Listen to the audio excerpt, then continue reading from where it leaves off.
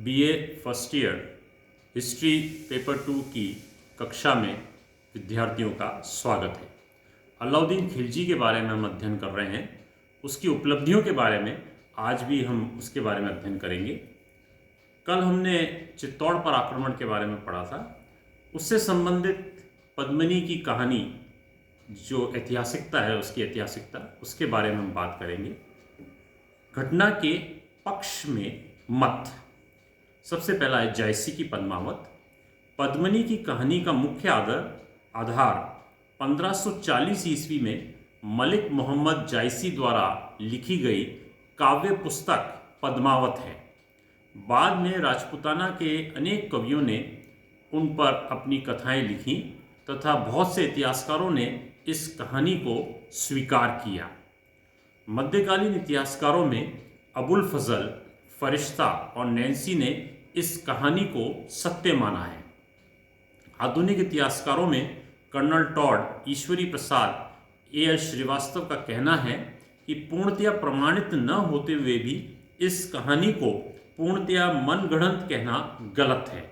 यद्यपि इस संबंध में अनेक घटनाएं काल्पनिक हैं, परंतु काव्य की मुख्य कथा सत्य प्रतीत होती है। घटना के विपक्ष में मत। मध्यकालीन इतिहासकारों द्वारा कोई भी वर्णन नहीं।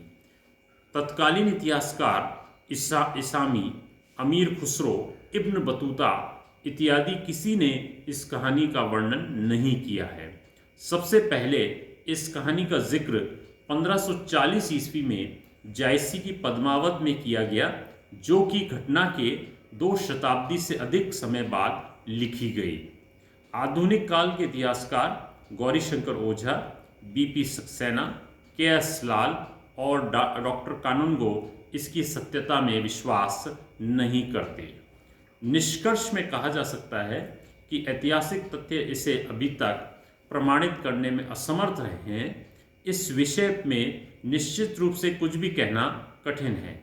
इस विषय में और शोध कार्य करने के उपरांत ही किसी नतीजे पे पहुंचा जा सकता है। चौथा बिंदु, मालवा विजय 1305 ईस्वी। अलाउद्दीन ने मेवाड़ पर अधिकार करने के पश्चात 1305 ईस्वी में मालवा पर आक्रमण किया।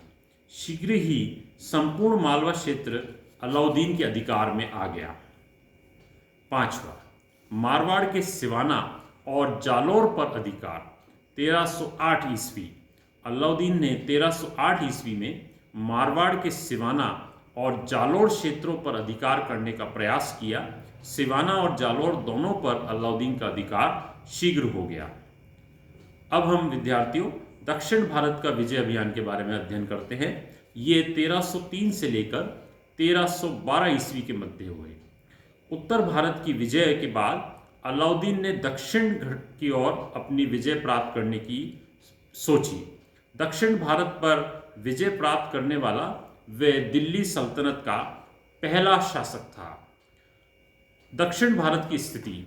उस समय दक्षिण भारत में 4 शक्तिशाली राज्य थे। प्रथम देवगिरी राज्य, राजधानी देवगिरी, राजा रामचंद्र देव। दूसरा काकतीय राज्य, राजधानी वारंगल, राजा प्रताप रुद्र देव। तीसरा होयसल राज्य, राजधानी द्वार समुद्र, राज्य वीर बलाल तृतीय। पांड्या राज्य, राजधानी मदुरा, राजा सुंदर पांडे। दक्षिण भारत पर आक्रमण करने के उद्देश्य। इन राज्यों पर आक्रमण करने का उद्देश्य धन और विजय की लालसा थी। अलाउद्दीन एक व्यावहारिक राजा था। वो जानता था कि दक्षिण भारत को अपने राज्य में सम्मिलित करने से उस पर शासन करना असंभव है।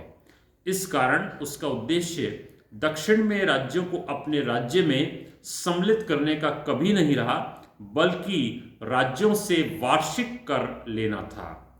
दक्षिण भारत की विजय अभियान का प्रमुख श्रेय मलिक काफूर को जाता है। पहला अभियान है वारंगल का अभियान 1303 ईस्वी में। 1303 ईस्वी में अलाउद्दीन ने सुल्तान के रूप में पहली बार दक्षिण भारत में अभियान किया। एक शक्तिशाली सेना ने वहां पर आक्रमण किया। पर यह अभियान सफल नहीं हो पाया। दूसरा, देवगिरी पर विजय 1307 ईस्वी। देवगिरी पर सबसे पहले अलाउद्दीन ने सूबेदार के रूप में 1294 ईस्वी में विजय प्राप्त की थी, परंतु 1303 ईस्वी से देवगिरी ने वार्षिक कर देना बंद कर दिया। इसलिए अलाउद्दीन ने 1307 ईस्वी में नायब मलिक काफूर के नेतृत्व में एक सेना देवगिरी राज्य के लिए भेजी। देवगिरी के राजा रामचंद्र देव को परास्त करने के लिए भेजी गई। रामचंद्र देव ने खिलजी सेना का सामना किया, किंतु अंत में उसे आत्मसमर्पण करना पड़ा। इस विजय से काफी धन संपत्ति प्राप्त हुई। तीसरा, वारंगल विजय 1310 ईस्वी।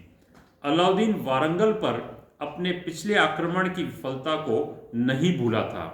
1309 ईस्वी में मलिक काफूर को वारंगल पर आक्रमण करने के लिए भेजा गया। 1310 ईस्वी में वो वारंगल के निकट पहुंच गया। प्रताप रुद्रदेव, जो कि वहां का राजा था, अधिक समय तक अपनी रक्षा नहीं कर सका और उसने संधि की इच्छा प्रकट की। प्रताप रुद्रदेव ने उसे लगभग 700 घोड़े, 100 हाथी और काफ़ी धन संपत्ति दी। इसके अलावा उसने अलाउद्दीन की अधीनता स्वीकार की और वार्षिक कर देना भी स्वीकार किया। चौथा, होयसल राज्य पर विजय 1311 ईस्वी। 1310 ईस्वी में मलिक काफूर के नेतृत्व में एक सेना होयसल राज्य पर विजय प्राप्त करने के लिए भेजी गई। होयसल का राजा वीर बलाल तृतीय था। खिलजी सेना का वह सामना नहीं कर सका। मलिक काफूर ने उसकी राजधानी को लूटा और सुल्तान की अधीनता स्वीकार करने का बात कही। नेक्स्ट, पांड्य राज्य पर आक्रमण 1311 ईस्वी। उस समय पांड्य राज्य में वीर पांड्य और सुंदर पांड्य के मध्य सिंहासन पर को लेकर युद्ध चल रहा था। मलिक काफूर ने पांड्य राजधानी मदुरा पर आक्रमण किया और उसे लूटा। इस लूट में मलिक काफूर को इतना धन प्राप्त हुआ जितनी कि उसने सपने में भी कल्पना नहीं की थी। मलिक काफूर को 312 हाथी, 20,000 घोड़े, लगभग 2,750 पौंड सोना और रत्न प्राप्त हुए। इस लूट के माल के साथ वो दिल्ली लौटा। देवगिरी पर पुनः आक्रमण 1313 ईस्वी। देवगिरी के राजा रामचंद्र देव ने 1310 ईस्वी में मृत्यु हो गई। उसके बाद उसका पुत्र शंकरदेव शासक बना। 1311 ईस्वी में शंकरदेव ने दिल्ली को कर भेजना बंद कर दिया। इसलिए 1313 ईस्वी में मलिक काफूर को एक बार फिर भेजा गया। शंकरदेव ने जमकर मुकाबला किया, पर अंत में वो मारा गया। उत्तर और दक्षिण भारत में अलाउद्दीन की सफलता के कारण। प्रथम कारण, एकता का भाव। दक्षिण भारत में एक शक्तिशाली राज्य के स्थान पर 4 राज्य थे और उनमें परस्पर शत्रुता थी। उत्तर भारत की भांति दक्षिण भारत में भी आपस में एकता का भाव था और आक्रमण को झेलने की क्षमता नहीं थी। दूसरा, राज्यों की व्यवस्थाओं की दुर्बलताएं। गुप्तचर विभाग की दुर्बलता, सीमाओं की सुरक्षा के प्रति उदासीनता, शत्रु की गतिविधि की सूचना न रखना, किलों में रहकर रक्षात्मक युद्ध लड़ना आदि उत्तर भारत के शासकों के द्वारा की गई गलती की पुनरावृत्ति दक्षिण के शासकों ने भी की। तीसरा, अलाउद्दीन की श्रेष्ठ सेना और नेतृत्व। अलाउद्दीन का सेना संगठन, शस्त्र अनुभव, युद्ध नीति सभी श्रेष्ठ थे। उसके पास मलिक काफूर जैसे सेनापति थे जो उसकी मदद के लिए तैयार थे। इस प्रकार अलाउद्दीन ने एक विस्तृत साम्राज्य की स्थापना की। धन्यवाद विद्यार्थियों।